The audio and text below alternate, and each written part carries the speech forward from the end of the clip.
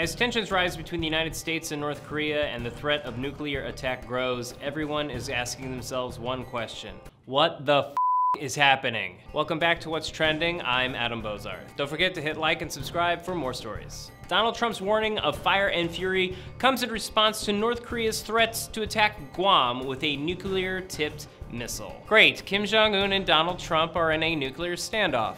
I'm too frightened to make a joke. According to a new poll, 75% of Americans also see North Korea as an imminent threat to the United States. But just how scared should we actually be of North Korea? Firstly, the likelihood of North Korea hitting the mainland United States is pretty unlikely. For North Korea to even hit the west coast of the United States, they would have to use an intercontinental ballistic missile. That ICBM would have to fly in an arc up and out of the Earth's atmosphere. The missile would then have to re-enter the Earth's atmosphere and survive all the heat friction and not explode on contact. Also, there is a lot of distance between Pyongyang and San Francisco. 5,600 miles of distance to be exact. North Korea has working ICBMs, but they don't work all that great. And they have to get past the missile defense system of at least 3 different countries. The news of a nuclear North Korea obviously has some of its closest neighbors scared as well. Japan and South Korea, both US allies, are stepping up defense as the world watches North Korea. The US has also successfully tested its THAAD missile defense system against both ICBMs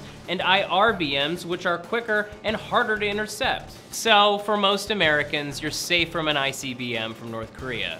Guam, not so much.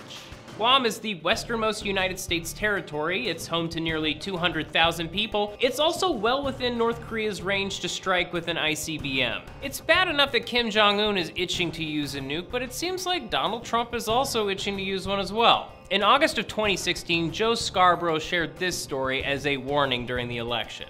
Foreign policy expert on the international level went to advise Donald Trump, and 3 times he asked about the use of nuclear weapons. 3 times he asked, at one point, if we have them, why can't we use them? And what makes this all scarier is that Trump's fire and fury statement was completely improvised. While it looked like Trump was speaking from a sheet of talking points, the information in front of him was actually in regard to the opioid crisis. Trump did not run his warning statement by anybody else. And while Donald Trump talks tough, his administration does its best to keep the country from flipping its shit.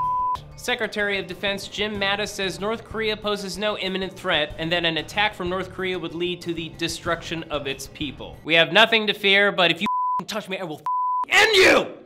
The president also tried to calm the American people by lying. My first order as president was to renovate and modernize our nuclear weapon arsenal. It is now far stronger and more powerful than ever before. Nope and nope. Trump's first order as president was the meaningless executive order that asked Congress to repeal Obamacare. And that worked perfectly. And also, why is Donald Trump acting like he overhauled the entire US nuclear arsenal in 6 months? Trump has the same nuclear arsenal as Obama, and revamping our nuclear program will take $1 trillion over the course of decades. Donald Trump continued 6 minutes later, hopefully we will never have to use this power, but there will never be a time that we are not the most powerful nation in the world. While it seems unlikely that North Korea will attack the United States, it is very concerning that the leaders of both countries really want to use a nuclear weapon.